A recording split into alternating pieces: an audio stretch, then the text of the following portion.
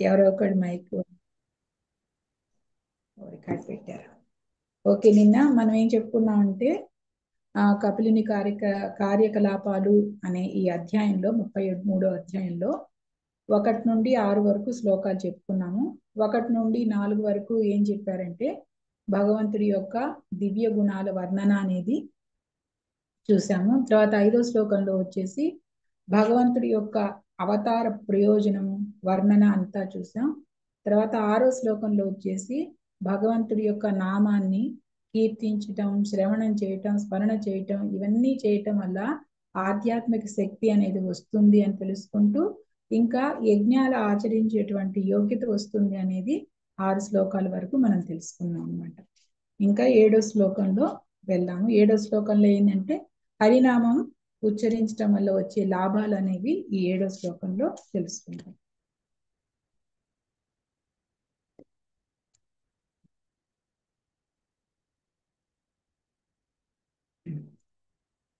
ఏమైంది మాతాజీ? చదువుతున్నాం. ఆ, అహో బత స్వపచోతో గరీయాన్ యజ్జుహాగ్రే వర్తతే నామతుభ్యం ते पुस्तपस्ते जुहुः सस्नुरार्या బ్రహ్మానో చూర్ణామ గృణంతి ఏతే. హరే కృష్ణ మాతాజీ. ఎవరైనా చదవండి శ్లోకం. హరే కృష్ణ మాతాజీ, నేను చదువుతాను. చదవండి. రాలేదా? అహో బత స్వపచోతో గరీయాన్ యజ్జిఘ్రాగ్రే వర్తతే నామతుభ్యం ते पुस्तपस्ते जुहुः सन्नुरार्या ब्रह्मानुचूर्णानुगृह्णन्ति ये ते.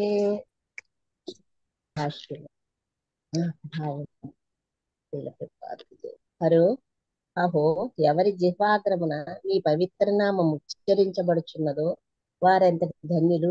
చండాలుర వంశమున జన్మించినప్పటికీ అట్టివారు పూజనీయులే. నీ పవిత్ర నామమును కీర్తించే వారలు సమస్తములకు తపస్సులను యజ్ఞములను నిర్వహించి ఆర్య శుభగుణములను పొందినట్టు వారే. నీ దివ్యనామమును ఉచ్చరించుటకు వారు తీర్థస్థానములందు తిరుకులుడి వేదాధ్యయనము కావించి అవసరమైనదంతయు నెరవేర్చే ఉందురు. హరే కృష్ణ మాతాజీ. హరే కృష్ణ మాతాజీ. థ్యాంక్ యూ మాతాజీ. ఈ శ్లోకంలో భగవంతుడి యొక్క నామం యొక్క గొప్పతనం, ఆ యొక్క ప్రయోజనాలు దేవహూతి చెప్తున్నారు. ఏమంటున్నారంటే దేవహూతి అహోబత అంటే ఎంత గొప్పవాళ్ళు, ఎవరు ఎంత గొప్పవాళ్ళు అంటే ఎవరైతే భగవన్నామాన్ని వాళ్ళ జిహ ఎందు, వాళ్ళ నాలుకెందు ఎప్పుడు విచరిస్తూ ఉంటారో వాళ్ళు ఎంతో ధన్యులు, వాళ్ళు ఎంతో గొప్పవాళ్ళు అని దేవహూతి చెప్తున్నారు అనమాట. కపిల భగవంతుడికి చెప్తున్నారు. ఇక్కడ ఈ శ్లోకంలో ఇంకా ఏం చెప్తున్నారంటే ఇక్కడ సస్నుహు అనే మాట వాడారు. అంటే తీర్థ స్నానాలలో స్నానాలు చేసినట్టు ఫలితమే ఉంటుంది ఎవరైతే భగవద్నామం వాళ్ళు ఉచ్చరిస్తూ ఉంటారో. మళ్ళా ఆర్య అన్నారు. ఆర్య అంటే నాగరిక మానవులు అనమాట. వాళ్ళ యొక్క నడవడిక ఈ వేద అనుష్ఠానం అంతా కూడా నియమ నిబంధనలు ఇవన్నీ పాటించిన వాళ్ళతో సమానం అన్నమాట ఎవరైతే భగవంతుని నామాన్ని ఉచ్చరిస్తారు. మళ్ళా జుహుహు అంటున్నారు. జుహు అంటే ఎవరైతే హరినామం ఉచ్చరిస్తారో వాళ్ళు అన్ని విధాలైనటువంటి యజ్ఞాలు యాగాలు అన్ని నిర్వహించిన వారు అని భావం అన్నమాట. అనూచహ అంటే ఏవైతే కర్మలు ఆచరించాలి అని చెప్తూ ఉంటారు కదా, అవన్నీ కూడా వాళ్ళు చేసేసినట్లే. ఇంకా ఏం చెప్తున్నారంటే గృహ్ణంతి అంటున్నారు. అంటే అన్ని అనుష్ఠానాలు అన్ని కూడా వాళ్ళు చేసేసినట్టే అని చెప్తున్నారు అనమాట దేవహూతి. మనకు ఈ శ్లోకంలో ఏం తెలుస్తుందంటే ఎవరైతే మీ యొక్క నామాన్ని జపిస్తున్నారు అంటే వాళ్ళు అన్ని రకాలైనటువంటి తపస్సులు యజ్ఞాలు అన్ని కూడా వాళ్ళు చేసేసినట్టే. ఇంకా వాళ్ళు పూజనీయులు అంటే ఆర్యులు అనమాట. అంటే వాళ్ళకి మర్యాదలు చేయించుకునేటువంటి అర్హత ఉన్నవాళ్ళు అనమాట. ఎవరైతే ఈ భగవన్నామాన్ని ఉచ్చరిస్తారో వాళ్ళు పూజనీయులు అని చెప్తున్నారు. ఇంకా ఏం చెప్తున్నారంటే ఈ తీర్థ స్నానాల్లో చేయటము, పవిత్రం పొందటం అవన్నీ ఉన్నాయి కదా అంతకుముందు అధ్యాయాల్లో తెలుసుకొని ఉన్నాం కదా. విదురుడు కూడా తీర్థయాత్ర నెపంతో వెళ్ళారు, అన్ని తీర్థాలలో స్నానాలు చేస్తున్నారని. అట్లానే వీ ఎవరైతే భగవన్నామాన్ని ఉచ్చరిస్తున్నారో వాళ్ళు స్పెషల్ గా తీర్థ స్నానాలకి వెళ్ళాల్సిన అవసరం లేదు. ఎందుకంటే వాళ్ళు ఆల్రెడీ చేసేసినట్లే అనమాట. అలాంటి అర్హత అనేది వస్తుంది. వేదాధ్యయనం కావించి అవసరమైనదంతా కూడా వాళ్ళు చేసేసారనమాట. వేదాలలో చెప్తారు కదా ఏమేం చెయ్యాలి అనేది. అటువంటి కర్మకాండంతా కూడా వాళ్ళు చేసేసినట్లే అనమాట, ఆ యొక్క భగవన్నామాన్ని ఉచ్చరించడం వల్ల. ఇది ప్రభుపాద గారు ప్రవచన మన ఒక ప్రభుజీ ప్రవచనం విని చెప్తున్నాను. ఈ పాయింట్స్ ఇప్పుడు చెప్పబోయేవి. భగవంతుడి నామాన్ని ఎవరైతే ఉచ్చరిస్తారో వాళ్ళకి సౌభాగ్యం అన్నమాట. వాళ్ళు ఎంతో గొప్ప విషయం భగవన్నామాన్ని ఉచ్చరించటం అనేది. ఇది మనకి ఎంతో భాగ్యాన్ని, మనకి ఇలాంటి భాగ్యము, ఇలాంటి సౌభాగ్యము మనందరికీ ఎట్లా వచ్చింది మాతాజీ? ఈ భగవన్నామాన్ని మనం ఉచ్చరిస్తున్నాము అంటే ఈ సౌభాగ్యము మనకి ఎవరి ద్వారా వచ్చింది? చైతన్య మహాప్రభు, శ్రీల ప్రభు ప్రభుపాదుల వారు. చైతన్య మహాప్రభు, ప్రభుపాదులు, గురువులు, వైష్ణవులు, సాక్షంగా అన్ని. అవును మాతాజీ. అట్లా మనకి ఈ సౌభాగ్యం అంతా ప్రభుపాద వల్ల, చైతన్య మహాప్రభు వల్ల, మన గురువులు మనకి ఎవరైతే దీక్ష ఇచ్చారో వాళ్ళు, ఇలాగ మనకు శిక్షా గురువుల వల్ల, ఈ అందరి వల్ల మనకు ఈ యొక్క నామము ఉచ్చరించేటువంటి సౌభాగ్యం అనేది కలిగిందనమాట. అందువల్ల మనం ఇంకా ఎంతో శ్రద్ధతో ఈ నామాపరాధాలు లేకుండా మనం చెయ్యాలన్నమాట. మనం భక్తిలో మనం ముందుకు వెళ్ళాలి అంటే 99 కంటే ఎక్కువ శాతము ఈ జపం మీదే ఆధారపడి ఉంది. అంతేగాని మనకు ఎంతమంది తెలుసు, మనల్ని ఎంతమంది ఫాలో అవుతున్నారు, నాకు ఎన్ని తెలివితేటలు ఉన్నాయి, నాకెంత అందం ఉంది, నాకెంత ఐశ్వర్యం ఉంది, ఈ ఈ ఊర్లో నాకెంత పేరు ప్రతిష్టలు ఉన్నాయి, విద్య, అన్ని శాస్త్రాలు అంటే ఆధ్యాత్మికంగా కాదు, ఈ భౌతికమైనటువంటి శాస్త్రాలు, వీటన్నిటిలో అన్నీ నాకు తెలుసు. ఇవన్నీ కూడా ఎన్ని తెలిసినప్పటికీ కూడా ఇవన్నీ 1% కూడా పనికి రాదనమాట మనం ఆధ్యాత్మిక మార్గంలో ముందుకెళ్ళటానికి. అందుకని 99 కంటే ఎక్కువ శాతము ఆధారపడింది దేని మీద? మనం చేసే జపం మీదే ఆధారపడి ఉంది. అందుకని మనము భక్తిలో ఎలా ముందుకు వెళ్తున్నాం అనేది మనం చేసే జపం మీదే ఆధారపడింది. అందుకని మనం ప్రతి ఒక్కరూ కూడా, అయ్యో నాకు చదువు రాదు, నేను చక్కగా శ్లోకాలు చదవలేకపోతున్నాను, నా దగ్గర ఏమీ లేదు నేను దానం చేయటానికి, గుళ్ళల్లో ఏమైనా డొనేషన్ చేయడానికి, ఇలా బాధ అయితే ఉంటుంది. కానీ అంత బాధపడుతూ అట్లా ఉండక్కర్లేదు. అంటే నేను ముందుకు వెళ్ళలేకపోతున్నానేమో ఆధ్యాత్మికంగా అని బాధపడక్కర్లా. మనము నిరంతరం కూడా నామాపరాధాలు లేకుండా మన జిహ్వ మీద ఎప్పుడూ హరినామ పలుకుతూ ఉంటే సరిపోతుందన్నమాట. ఇదే మనం భక్తిలో ముందుకు వెళ్ళటానికి ఇవే అవసరం. కేవలం మనం ఎంత శ్రద్ధతో జపం చేస్తున్నాం అనేది అవసరం, దాని మీదే ఆధారపడి ఉందన్నమాట. మన భక్తి అనేది మన చేతిలోనే ఉంది. అదే కలియుగ ధర్మం కూడా. మనకు చైతన్య మహాప్రభు చెప్పారు కదా ఏమనంటే, హరేర్నామ హరేర్నామైవ కేవలం కలో నాస్తేవ గతిర్ అన్యదా అని. మనకు వేరే ఇంకా ఏమీ లేదు ఆధారం. కలియుగంలో జపం ఒక్కటే, జపయజ్ఞం ఒక్కటే అన్నమాట. అది చెప్తున్నారు ఇక్కడ. ఇంకా శ్రీ ప్రభుపాద గారు ఒక ఉదాహరణ కూడా చెప్తున్నారు. ఈ జపం చేయటం వల్ల ఎటువంటి అర్హత అనేది వస్తున్నది అనే దానికి ఉదాహరణగా ఏం చెప్తున్నారంటే, ఒక కోర్టులో ఒక జడ్జి ఉన్నారు. ఆ తీర్పు ఇచ్చేశారనమాట. ఆయన తీర్పు ఇచ్చారు అంటే అంతకుముందు ఆయన లా అనేది చదువుకొని ఆ డిగ్రీ అనేది పొందిన తర్వాతే కోర్టులో జడ్జిగా అయ్యారు. అప్పుడే ఆయన తీర్పు ఇచ్చారు. అట్లానే ఎవరైతే జపం చేస్తున్నారో వాళ్ళు పూర్వజన్మలో ఇవన్నీ కూడా వాళ్ళు పాటించేసినట్లే అనమాట. కొత్తగా ఇంకా ఏమి చేయలేదు అనేది లేదు. వాళ్ళకి ఈ అర్హత అనేది వచ్చినట్లే అని శ్రీల ప్రభుపాద గారు భాషలో చెప్తున్నారు అనమాట. ఇప్పుడు మనం కోర్టులో ఏదైనా కేసు ఉంది, దానికి తీర్పు చెప్పాలి అని జడ్జి గారి కుర్చీ ఖాళీగా ఉంది కదా అని వెళ్ళి మనం కూర్చొని మనం తీర్పు చెప్పగలుగుతామా? లేదు కదా. దానికి ఒక లా అనేది చదవాలి. అట్లానే భగవంతుడి యొక్క నామాన్ని ఉచ్చరిస్తే ఈ అర్హతలన్నీ కూడాను వచ్చేస్తాయని శ్రీల ప్రభుపాద గారు భాషల్లో చెప్తున్నారు అన్నమాట. ఇది మన జపం వల్ల వచ్చేటువంటి ప్రయోజనము. అది చూసాము ఈ 7వ శ్లోకంలో. ఇంకా 8వ శ్లోకానికి వెళ్దాం. తం త్వామహం బ్రహ్మ పరం పుమాంసం ప్రత్యక్ శ్రోతస్యాత్మని సంవిభావ్యం స్వతేజసాధ్వస్త గుణ ప్రవాహం వందే విష్ణుం కపిలం వేద గర్భం. హరే కృష్ణ మాతాజీ. హరే కృష్ణ మాతాజీ. హరే కృష్ణ. హరే కృష్ణ. తం త్వామహం బ్రహ్మ పరం పుమాంసం ప్రత్యక్ శ్రోతస్యాత్మని సంవిభావ్యం స్వతేజసాధ్వస్త గుణ ప్రవాహం వందే విష్ణుం కపిలం వేదగర్భం.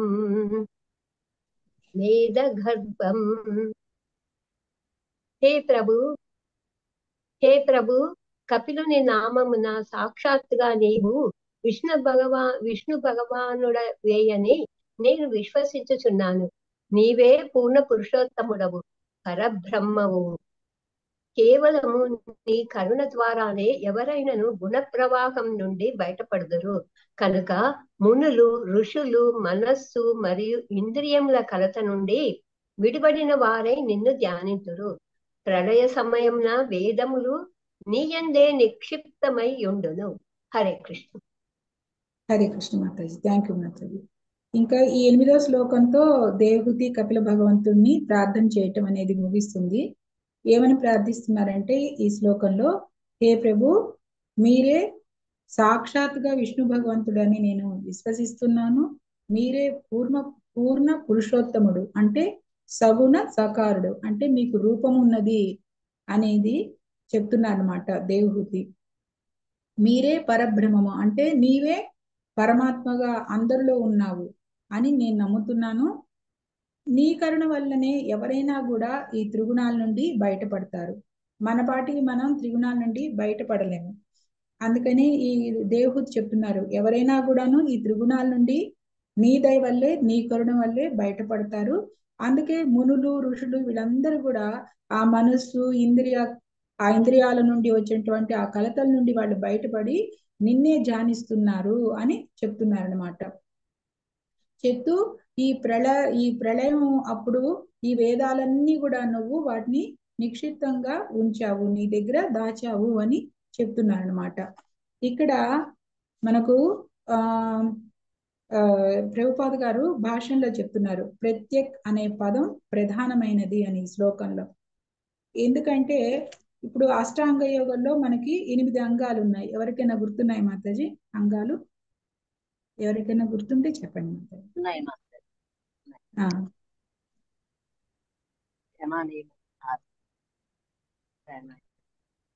వాయిస్ వినపట్టలేదు మాతాజీ, నాకైనా అందరికీ తెలియదు. కొంచెం పెద్దగా చెప్పండి మాతాజీ, వినపట్టలేదు.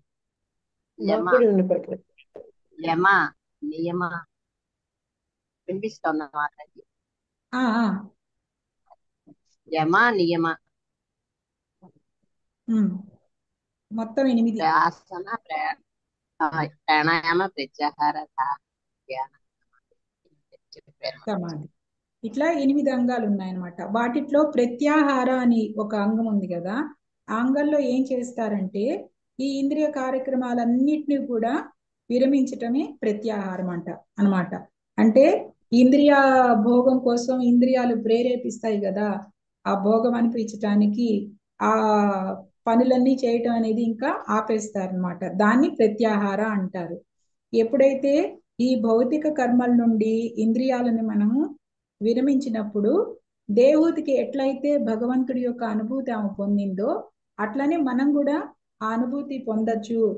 ఇది ఎవరికైనా సాధ్యమవుతుందని శ్రీల ప్రభుపాద గారు భాషణలో చెప్తున్నారు.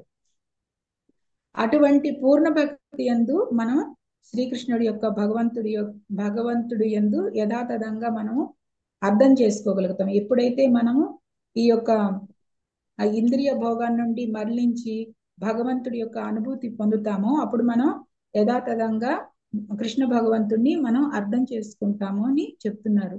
మనకి ఇక్కడ ఇంద్రియాలను ఏ విధంగా ఇంద్రియ వాంఛల నుండి మళ్ళించి భగవంతుడి మీద పెట్టాలి అనే ఉదాహరణకి అనేక మంది భక్తులు ఉన్నారు. వాళ్ళల్లో మీకు ఎవరైనా భక్తులు గుర్తొస్తే చెప్పండి మాతాజీ. ఇంద్రియాలని ఏ విధంగా భగవంతుడి వైపుకు మరల్చాలి. అంబరీష అంబరీష్ మహారాజ్ మాతాజీ. అవును మాతాజీ.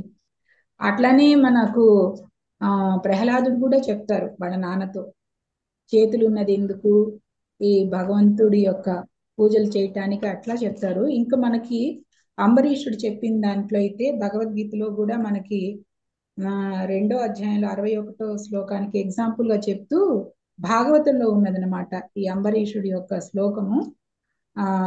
9వ స్కందం 4వ అధ్యాయంలో అదేమని చెప్తున్నారంటే, సవైవ మన కృష్ణ పదారవిందయో వచాంసి వైకుంఠ గుణానువర్ణని కరో హరే మందిర మార్జనాదిషు శృతిం చకారాచ్యుత సద్గదోదయే ముకుంద లింగాలయ దర్శనే దృశో తద్భృత్యగాత్ర స్పర్శేంగ సంగమం ఘ్రాణాంచ తత్పాద సరోజ సౌరభే శ్రీమతులస్య రసనాం తదర్పితే పాదో హరే క్షేత్ర పదానుసర్పణే శిరో హృషికేశ పదాభివందనే కామంచ దాస్య నతు కామకామ్యాయ యథోత్తమ శ్లోక జనాశ్రయారతి.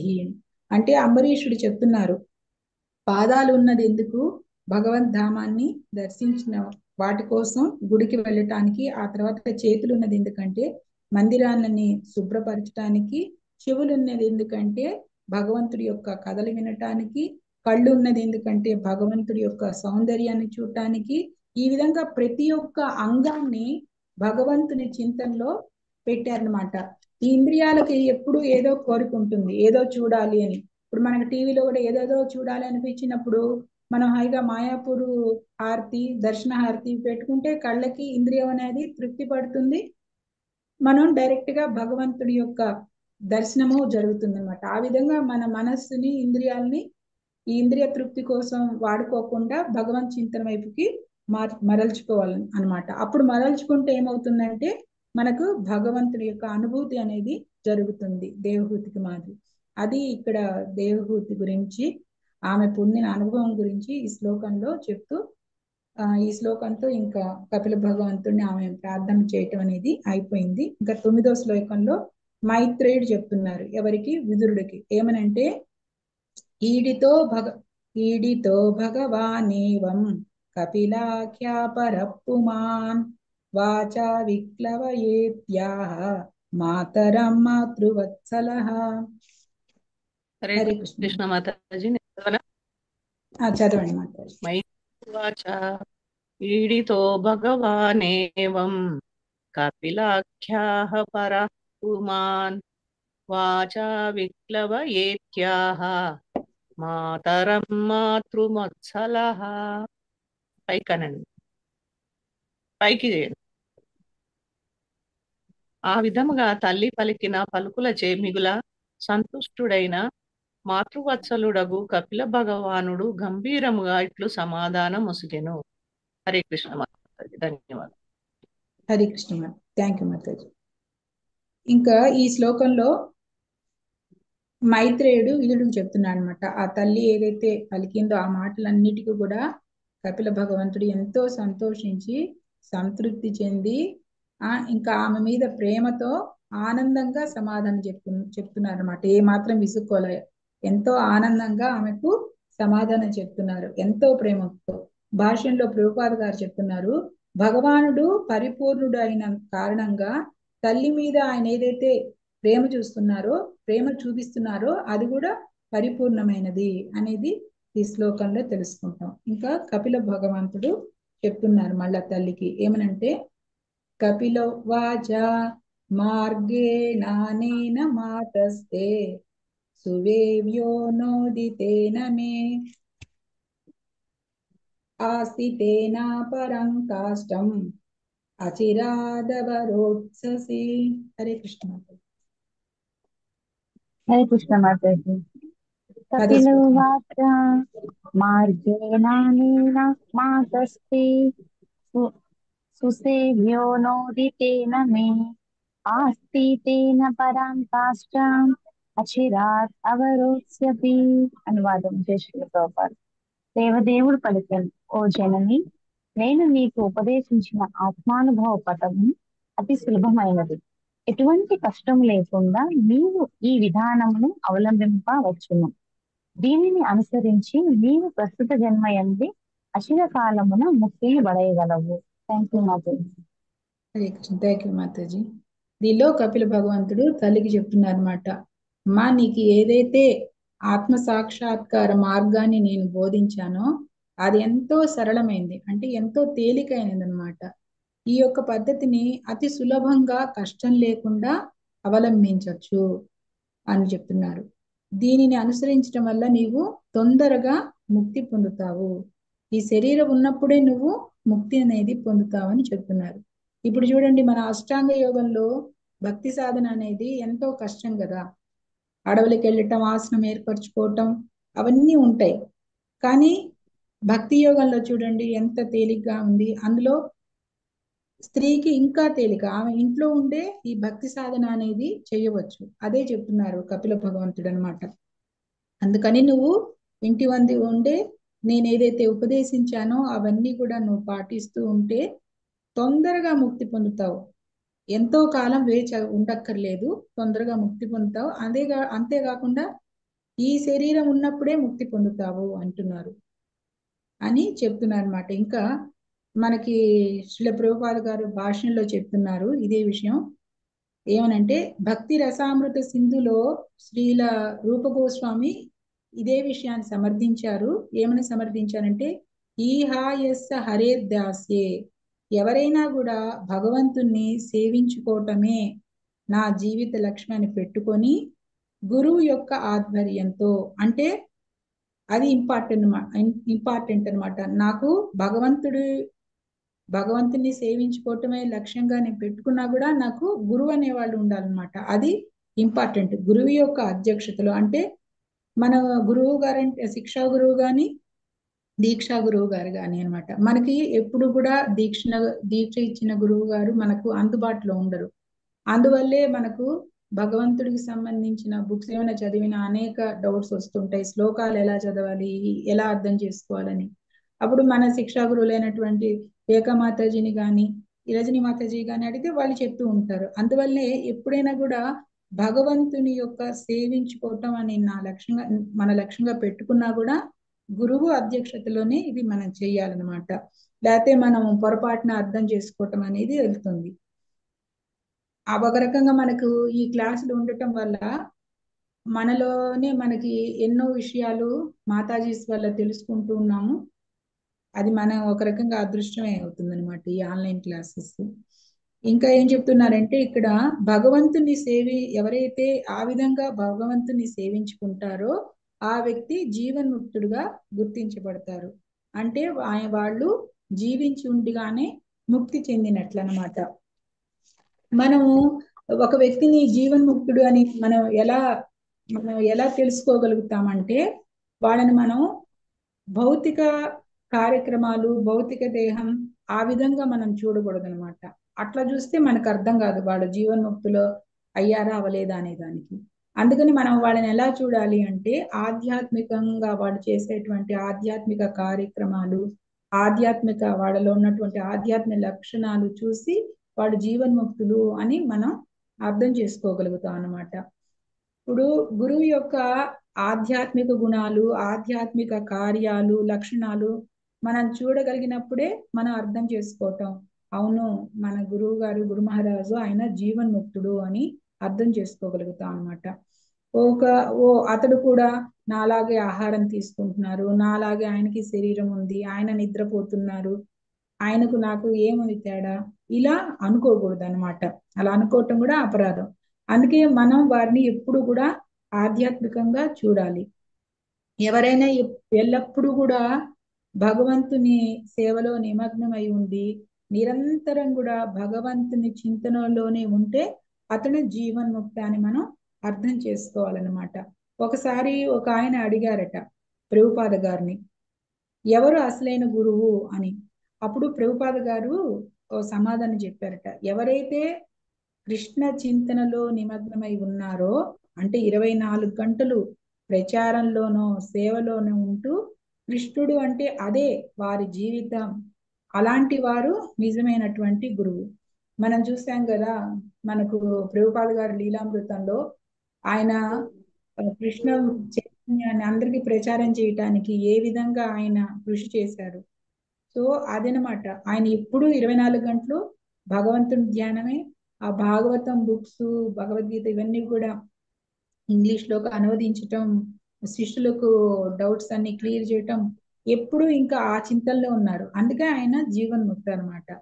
అట్లానే ఇప్పుడు మనకు చైతన్య మహాప్రభు కూడా వర్ణించారు ఏమనంటే, జీవేర స్వరూప కృష్ణేర నిత్య దాస అని. ఆయన ఏం చెప్తున్నారంటే చైతన్య ప్రభు గారు, మనం స్వరూపం ఏంటంటే మన కృష్ణుడికి మనం నిత్య దాసులం. కృష్ణుడు మన ప్రభువు అన్నమాట. మనం ఆయనకి చేసుకుంటే సేవ, మనం నిరంతరం సేవ చేసుకుంటూ ఉంటాము. ఆయన సేవలోనే మనం మన జీవితం అంతా సరిపోతుంటుంది అనమాట. అప్పుడు మనం జీవన్ముక్తులైనట్లే. ఈ భౌతిక జగత్తులో ఉన్నప్పటికీ కూడా నిరంతరము కృష్ణ భక్తి భావంలో ఆయనకు సేవ చేసుకుంటే మనం జీవన్ముక్తులు అయినట్లే. ఇదే మనం అర్థం చేసుకోవాలన్నమాట. మనం ముక్తి పొందిన తర్వాత వైకుంఠ ధామమో గోలోక ధామమో వెళ్ళిన తర్వాత అక్కడ ఏం చేస్తాం, అక్కడ కూడా కృష్ణుడికి సేవ చేసుకుంటాం. అదే పని ఇప్పుడు ఇక్కడ చేస్తున్నాం అనమాట. అందువల్ల మనం ఈ భౌతిక కార్యక్రమాలలోనే ఇప్పుడే నిమగ్నం అయిపోయి ఉన్నాం. అందువల్లే మనము ఎవరైతే ఈ విధంగా నిమగ్నమై ఉంటారో వాళ్ళు జీవన్ముక్త అని మనం అర్థం చేసుకోవాలన్నమాట. ఎప్పుడు కూడా మనము వాళ్ళని భౌతికంగా ఈ విధంగా చూడాలి, వాళ్ళు ఏ కార్యక్రమాలు చేస్తున్నారని. అప్పుడు అర్థమైపోతుంది వాళ్ళు జీవన్ముక్త అనేది అర్థం చేసుకుంటాం. ఉదాహరణకి అనేక మంది గురువు దగ్గరికి వెళ్ళి సేవ చేసుకోవాలని చెప్పేసి గురువు దగ్గరికి వెళ్తారు. వెళ్ళిన తర్వాత వాళ్ళు గురువు గారిని భౌతికంగా చూడటం మొదలు పెడతారు అనమాట. అందువల్ల ఏమైపోతారంటే వాళ్ళు పతనం అయిపోతారు. అందువల్ల ఎప్పుడూ కూడా భౌతికంగా చూడకూడదు, ఆధ్యాత్మికంగానే వాళ్ళని దర్శనం చేయాలి. మనకు జయపతాక్ మహారాజ్ గారు మన గ్రూప్ లోనే అనేక మంది మాతాజీల ఎక్స్పీరియన్స్ తోనో చెప్పుకుంటే గనక, ఒకసారి నా ఎక్స్పీరియన్స్ గా చూసుకుంటే దుబాయ్కి వచ్చారనమాట. దుబాయ్లో జూలై ఆగస్టులో విపరీతమైన ఎండలు. ఆ టైంలో వచ్చారు మహారాజ్ గారు దీక్ష ఇవ్వటానికి. అప్పుడు షార్జా వాళ్ళు అరేంజ్ చేశారనమాట దీక్ష ఇవ్వటానికి. అదంతా రేకులతో ఉన్నటువంటి హాల్ అనమాట. అందులో ఎయిర్ కండిషన్ అన్ని పెట్టారు, కానీ మేమే తట్టుకోలేనంతగా ఉంది అక్కడ. అలాంటిది అప్పటికే మహారాజ్ గారు వీల్ చైర్ లో ఉన్నారు, హెల్త్ ప్రాబ్లంలు కూడా ఉన్నాయి. అయినప్పటికీ కూడా ఆయన వెనక్కి వెళ్ళలేదు, అందరికీ కూడా దీక్ష ఇచ్చారు. అది ఆధ్యాత్మికంగా చూడటం అంటే. అట్లానే మనకి నిన్న మన జయలక్ష్మి మాతాజీ చెప్పారు, దీక్ష తీసుకునేటప్పుడు మహారాజ్ గారి నుండి నేను తులసిమాల తీసుకున్నాను, నెక్స్ట్ వాళ్ళకి ఇవ్వటానికి అప్పటికే ఆయన అంటే స్పృహ కోల్పోయారని. అంటే మనకు ఎట్లాగా గురు మహారాజ్ గారిని చూసుకున్నాం అర్థమవుతున్నది కదా, ఆధ్యాత్మికంగా చూస్తే తెలిసిపోతుంది ఆయన ఎంత జీవన్ముక్త అనేది. అట్లానే రేఖా మాతాజీ ఎక్స్పీరియన్స్ అని కానీ, కోమల్ మాతాజీ గారి ఎక్స్పీరియన్స్ కానీ. కోమల్ మాతాజీ దీక్ష తీసుకున్నప్పుడు మహారాజుకి 102 జ్వరం అయినా కూడా మనకు 100 జ్వరం వస్తేనే మనం లేవలేము, ఒళ్ళు నొప్పులు అన్ని టాబ్లెట్ వేసుకొని పడుకుంటాం. కానీ మహారాజు ఆ టైంలో కూడా అందరికీ దీక్షించారు. అట్లనే ఒకసారి మనకు రేఖా మాతాజీ చెప్పారు, ఆ మహారాజుకి ఫ్లైట్ జర్నీ చాలా కష్టము, ఆ వాష్రూమ్కి వెళ్ళటం అది, అందుకని 2-3 డేస్ ముందు నుండి ఆయన ఆహారం తీసుకోవటం మానేస్తారని. ఇవన్నీ చూస్తే మనకు అర్థమైపోతుంది మహారాజు జీవన్ముక్త అని. మనకు ఆయన కోసం ఆయన మానేయటల్లా, మన కోసం ఆహారం తీసుకోవటం మాని ఫ్లైట్ జర్నీ చేసి అక్కడికి వచ్చి మళ్ళా దీక్షిస్తూ భగవన్ విషయాలు చెప్తున్నారు అనమాట. అట్లా మనం ఏ వ్యక్తినైనా కూడాను వాళ్ళు చేసేటువంటి ఆధ్యాత్మిక కార్యక్రమాలు ఏంటి, వాళ్ళలో ఉన్న ఆధ్యాత్మిక లక్షణాలను బట్టి వాళ్ళ జీవన్ముక్తాన్ని మనం అర్థం చేసుకోవాలని ఈ శ్లోకం ద్వారా మనం తెలుసుకుంటాం. ఇంకా 11వ శ్లోకంలో వచ్చేసి శ్రద్ధైస్వతన్మతం మహ్యం జుష్టం యద్బ్రహ్మవాదిభిః येन మామభయం యాయ మృత్యుం రుచ్యంతి శ్రద్ధసేతన్మతం మహ్యం జుష్టం యద్బ్రహ్మవాదిభిః येन మామభయం యాయ మృత్యుం రుచ్యంతి అతద్విదః. హరే కృష్ణ మాతాజీ. ఎవరైనా చదవండి. చదవాల మాతాజీ? కృష్ణ మాతాజీ చదవాలి మాతాజీ. సరోజిని మాతాజీ చదువుతానన్నారు. తర్వాత శ్లోకం శ్రద్ధాతైవత్యనాత్మానం మాయం జుష్టం యద్బ్రహ్మవాదిభిః येन మామ భయం యాయ మృత్యున్యత దిదా. ఓ జనని, నిజముగా బ్రహ్మవాదులైన వారు నేను నీ కొసగిన ఉపదేశములనే నిక్కముగా అనుసరింతును. ఈ ఆత్మానుభవ పథమున నీవు ప్రయాణించితివేని భయంకరమగు భౌతిక కల్మషం నుండి తప్పక విడిబడి అంత్యమున నన్ను చేరగలవు. తల్లి, ఈ భక్తియోగ విధానము నెరుగని వారలు జన్మ మృత్యు వలయము నుండి బయటపడజాలరు. హరే కృష్ణ మాతాజీ. ధన్యవాదాలు. హరే కృష్ణ మాతాజీ. థ్యాంక్ యూ మాతాజీ. ఇక్కడ కపిల భగవంతుడు చెప్తున్నారు తల్లికి, జనని నేను నీకు తెలియజేసిన సూచనలు ఎవరైతే పాటిస్తారో వాళ్ళు ఆధ్యాత్మిక పదంలో నడుస్తున్నారు. ఈ మార్గంలో నీవు నడిచినట్లయితే ఎటువంటి భయం లేకుండా ఈ భౌతిక కల్మషాల నుండి బయటపడి చివరకు నన్నే చేరుకుంటావు అని చెప్పి, ఎవరైతే ఈ భక్తి యోగ విధానాన్ని తెలియదో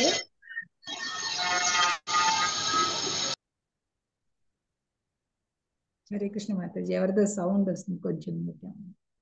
ఎవరైతే ఈ భక్తి యోగ విధానము తెలియకుండా ఉంటారో వాళ్ళు ఎప్పుడు కూడా ఈ జనన మరణ చక్రంలోనే ఉంటారు. వాళ్ళు పునరాపి మరణ పునరాపి జననం వీటిలోనే ఉంటారు. ఈ యొక్క భక్తి యోగ విధానము తెలియని వాళ్ళు అని కపిల భగవంతుడు దేవహూతి చెప్పారు. ఇంకేం చెప్తున్నారంటే, ఎవరైతే బ్రహ్మవాదులు ఉన్నారో, బ్రహ్మవాదులు అంటే ఎవరంటే ఈ బ్రహ్మ జ్ఞానం తెలిసిన వాళ్ళు అనమాట. అంటే ఆత్మ, పరమాత్మ, భగవంతుడు, తత్వం వీటన్నిటి గురించి వాళ్ళకి తెలుసు. వాళ్ళు అందరికీ కూడా బోధిస్తుంటారు. అటువంటి బ్రహ్మవాదులు కూడా నేనేదైతే నీకు బోధించానో అవే వాళ్ళు పాటిస్తారు అని చెప్తున్నారు 12వ శ్లోకంలో. అది ఇంకా 11వ శ్లోకంలో చెప్పారు. ఇంకా 12వ శ్లోకానికి వెళ్దాము. మైత్రేయోవాచ ఇతి ప్రదస్య భగవాన్ సతీం తామాత్మనో గతిం స్వమాత్ర బ్రహ్మవాదిన్యా కపిలో అనుమతో యయో. హరే కృష్ణ మాతాజీ. హరే కృష్ణ మాతాజీ. ప్రణామాలు మాతాజీ.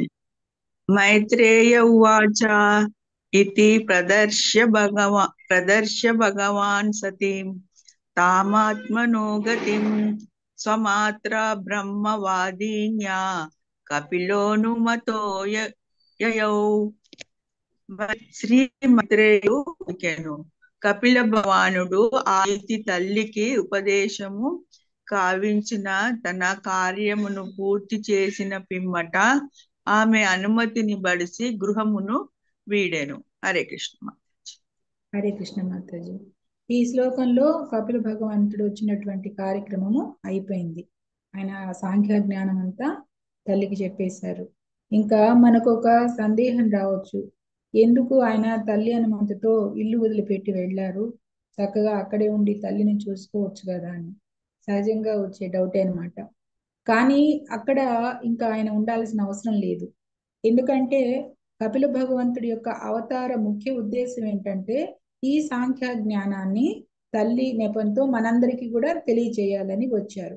సో అందువల్ల అది తెలియచేయటం అయిపోయింది కాబట్టి ఆయన ఇంకా గృహం వదిలి వెళ్ళారనమాట.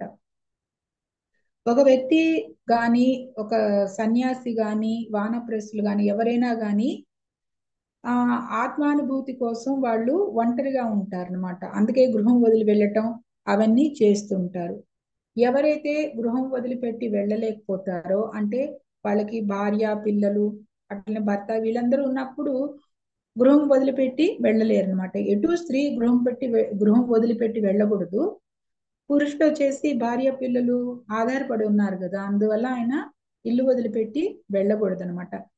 గృహం అందే ఉండాలి. గృహం అందే ఉన్నా కూడా ఎట్లా ఉండాలి, అయినా కృష్ణ భక్తి కొరకే అయినా ఉండాలన్నమాట. భక్తి సాధన చేస్తూ ఉండాలి.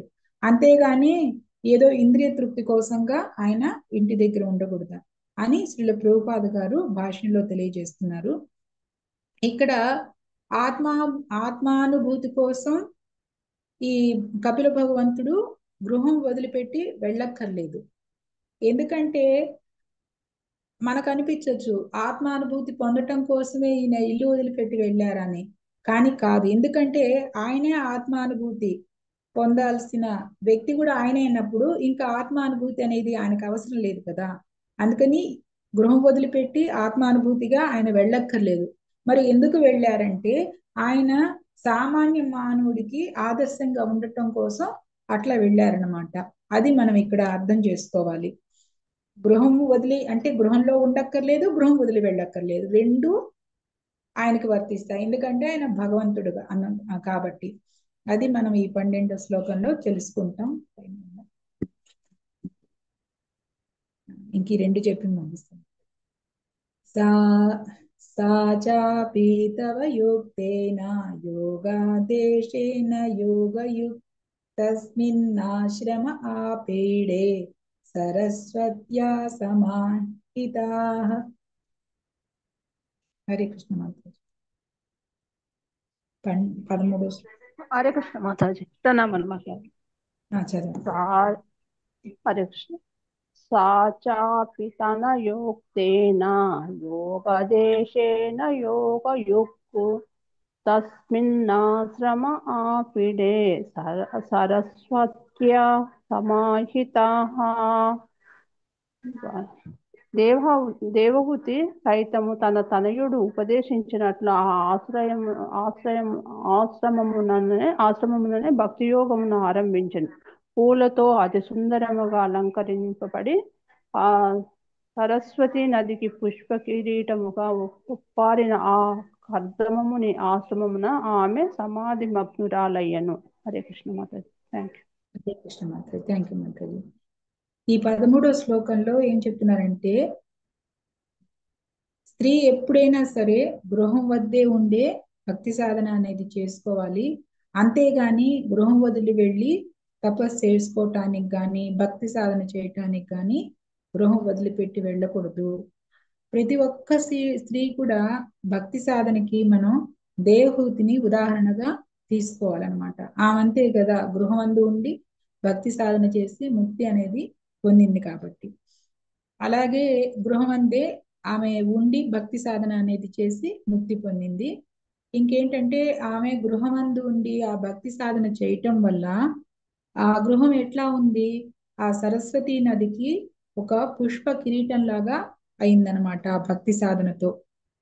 అది చెప్తున్నారు. ఇంకా శ్రీల ప్రభుపాద గారు భాషణలో చెప్తున్నారు ఏమనంటే, ఇక్కడ కపిల భగవంతుడు ఆమె వచ్చేసి పెళ్లి కాకముందు అంటే బాల్యంలో తల్లిదండ్రుల యొక్క సంరక్షణలో ఉంటుంది. ఎప్పుడైనా స్త్రీకి సంరక్షణ అనేది చాలా అవసరం. ఇప్పుడు మనము ఒక వాల్యూ వస్తూ ఉందనుకోండి, మనం దాన్ని ఎంత జాగ్రత్తగా చూసుకుంటాం. అట్లనే స్త్రీకి చాలా సంరక్షణ అనేది అవసరం అన్నమాట. ఆమె అంత విలువ కలిగినది అని అర్థమవుతుంది. సో అందుకని ఆమెకు బాల్యంలో తండ్రి అయినటువంటి స్వయంభూ మనువు సంరక్షణలో ఉన్నారు. ఆ తర్వాత పెళ్ళైన తర్వాత భర్త అయినటువంటి కర్దముని సంరక్షణలో ఉన్నారు. ఆ తర్వాత వృద్ధాప్యంలో వచ్చి పుత్రుడైనటువంటి కపిల భగవంతుడి యొక్క సంరక్షణలో ఉన్నారు. ఇది చెప్తున్నారు. ఇంకా ఏం చెప్తున్నారంటే, మనకు కర్దముని కూడా ఆయన గృహాన్ని వదిలిపెట్టి వెళ్ళింది ఎప్పుడంటే పుత్రుడు జన్మించిన తర్వాత. ఆ పుత్రుడు పెద్దవాడయ్యి అంతా కూడా సంరక్షణ బాధ్యత స్వీకరించగలడు అనుకున్నప్పుడే ఆయన గృహం వదిలిపెట్టి వెళ్ళాడు. అదే రీతిగా కపిల భగవంతుడు కూడా పుత్రుడిగా తాను చేయాల్సినటువంటి కర్తవ్యాలన్నీ కూడా చేసి ఆ తర్వాత ఆయన గృహం వదిలిపెట్టి వెళ్ళారు అని శ్రీల ప్రభుపాద గారి భాషలో చెప్తూ, ఇంకా ఇది చివరి లైన్లో ఇది కూడా చెప్తున్నాను అనమాట.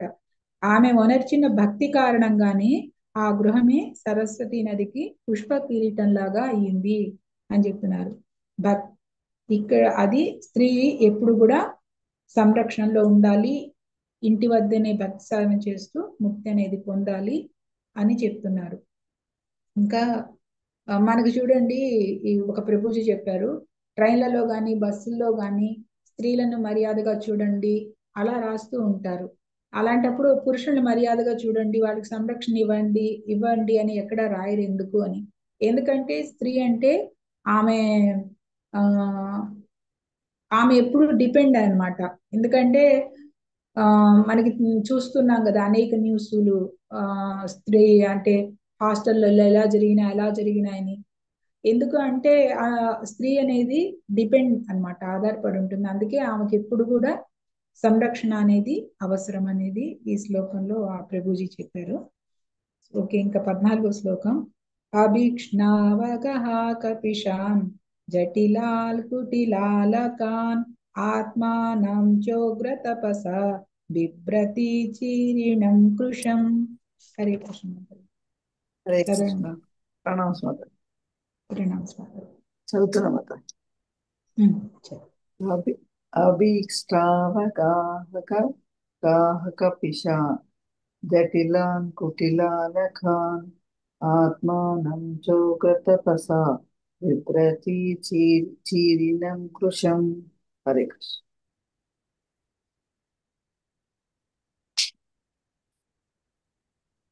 మూడు పూటల స్నానం చేయుట వలన ఆమె నల్లని కురులు క్రమముగా నెరసిపోయినది. తపస్సు కారణమున ఆమె దేహము కృషించను, ఆమె పాదవస్త్రమును ధరించను. హరే కృష్ణ. Thank you. హరే కృష్ణ మాతాజీ. థ్యాంక్ యూ మాతాజీ. 14వ శ్లోకంలో 14వ శ్లోకంలో దేహూతి భక్తి సాధనలో భాగంగా ఆమె 3 పూటల స్నానాలు చేస్తున్నారు అనమాట, తల స్నానాలు. అందువల్ల ఆమె నల్లని జుట్టు ఎట్లా అయిపోయిందంటే నరిసిపోయింది, జడలు కట్టిపోయింది, అంత ఎట్లా స్ప్రింగిల్ గా తిరిగిపోయింది అనమాట, వంకర టింకరగా తిరిగిపోయింది. అంటే ఆమె ఆ పోషణ ఏది చేయటం లేదనమాట జుట్టుకి సంబంధించి. మామూలుగా 3 పూట్ల అంటే పొద్దున, మధ్యాహ్నం, సాయంత్రం ఈ 3 పూట్ల ఆమె తలస్నానాలు అనేవి చేస్తున్నారు అనమాట. ఈ నియమం ఎవరెవరు పాటిస్తుంటారంటే యోగులు గాని, బ్రహ్మచారులు గాని, వానప్రస్థంలో ఉన్న వీళ్ళందరూ కూడా ఈ నియమాన్ని పాటిస్తారు. ఈ 3 పూటల స్నానం చేయటం అనే నియమం పాటిస్తారు. ఇంకా భాష్యంలో ఏంటంటే దేహూతి రాజకుమార్తె, పెళ్ళైన తర్వాత భర్త రాజు కాకపోయినా కూడాను ఆమెకు ఒక మంచి భవనము, చెలికత్తెల్నిచ్చి రాణిలాగా చూసుకున్నారు అనమాట. అంతా రాజభోగంగా ఆమె అనుభవిస్తూ ఉన్నారు. అటువంటి ఆమెకు ఈ తపస్సు చేయటము ఆమెకు కఠినంగా అనిపించడం లేదు. ఎందుకంటే ఆమె పెళ్ళై వచ్చిన తర్వాత మనం అంతకుముందు అధ్యాయంలో చూసాం కదా, కర్దముని తపస్సు చేసుకుంటే ఆయనకు కావాల్సినవన్నీ సదుపాయాలు చేస్తూ ఆమె ఆయన సేవించుకుంటూ ఆమె కూడా మితంగా తింటూ మితంగా నిద్రపోతూ ఉన్నారు. అదనమాట. అట్లాగా అందుకని ఎప్పుడు ఈ భక్తి యోగ సాధన చేయటము ఆమెకు కష్టంగా లేదు అని ఈ శ్లోకంలో చెప్తూ, ఈ మితంగా తినటము, మితంగా నిద్రపోవటము, ఈ నియమాలు ఎవరు పాటిస్తారంటే భక్తి యోగంలో ఉన్న వాళ్ళైనా, జ్ఞాన యోగంలో ఉన్న వాళ్ళైనా, హఠయోగంలో ఉన్న వాళ్ళైనా ఎవరైనా కూడాను ఈ పద్ధతులు అనేవి అవలంబిస్తారు అని చెప్తున్నారు. హరే కృష్ణ మాతాజీ. Thank you so much. మీకు ఏమన్నా అర్థమైన పాయింట్లు షేర్ చేసుకొని టైం ఉంటే. Thank you Mataji.